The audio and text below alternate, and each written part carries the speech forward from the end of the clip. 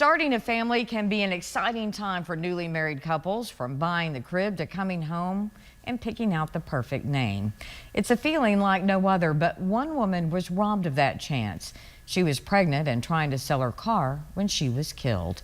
And nearly 40 years later, that killer hasn't been caught. Marcus Rison has this week's Basin's Unsolved. Thanks, Crystal. Starting a family can be an exciting time for newly married couples. From buying the baby's crib to their first outfit, expecting your first child is a feeling like no other. For this couple in 1984, however, that feeling was taken away from them, along with the lives of the would-be mother and the unborn baby. 1984 was a different time. Back in the day, you just put an ad in the newspaper and people would come test drive your vehicle. But on this day, a simple ad in the paper led to a gruesome murder. They surmised that someone came and test drove the vehicle, and she got in the car with them, and something happened out while they were test driving it, and she was killed during that. She wasn't the only one that died in that moment. Her unborn baby also losing their life.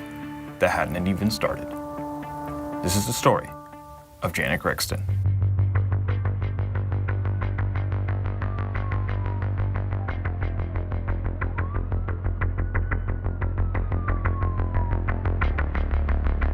Janet Gregston was found murdered on August 21st of 1984. So she was in the process of selling a car. She had a gold Buick Riviera.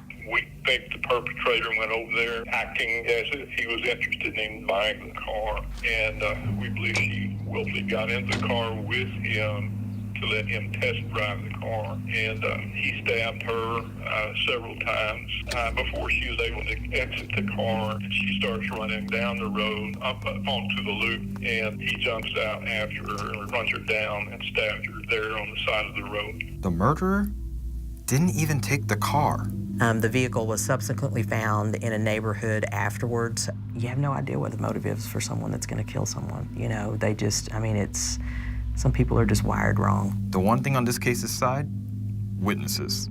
I think there were a couple of witnesses that had been on the loop at that time that had seen a man and a woman arguing in a car. So they had some witnesses at the time. Enough witnesses to create a sketch of the potential killer. We wound up with a drawing, a sketch of the suspect. But unfortunately, the drawing led to a dead end. I believe back at the time that composite was actually released, they had some names that had come in, but they'd ruled everybody out on that. So as far as I know, that we've never been able to get anywhere with that. So it was back to square one for investigators. Until a few months later, when a man came to the sheriff's office claiming he had extrasensory perception, or ESP, and that he knew Janet was in danger the day of her death, stating he had visions of harm, giving investigators details about the crime. Only the killer would know. An eyewitness then confirmed he was the man they saw that fateful day. So an arrest was made, and for a while, investigators seemed to have their man. And that seemed to be that. He was the murderer of Janet Gregston. Right? We took the case to the grand jury. He was found to be incompetent to stand trial. He was allowed to go to Rusk State Mental Hospital, where I think he was there for a year or so. Now, he was later found to be competent in January of 1986 and awaited his trial. After 6 months, his murder case against Janet Gregston was, to the horror of the family, dismissed. It was revealed in a hearing that a key piece of videotaped evidence had been erased accidentally by a sheriff's department deputy. The evidence in question was a 45-minute videotape recording of a hypnosis session with an eyewitness, the one who identified the suspect as the killer. And with that, the accused killer was dismissed due to lack of evidence. And a person who people thought was the killer was released.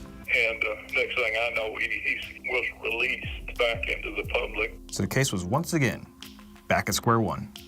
And despite this major setback almost 40 years ago, investigators still have a little bit of hope. Janet's is another case that I think could be solved. I think it's another one of those cases. I mean, this happened in the broad daylight. If you can think back to 84, think back where you were at that time, and you know, at the time you probably thought about it, that you drove by that area and you saw something. The police have all the tools to solve this crime, except for a bit of information. This could be your chance to come forward and give closure to a family who's been grieving for nearly 40 years. This includes Janet's widow, who not only lost his wife, but he also lost his baby, and what could have been a beautiful family.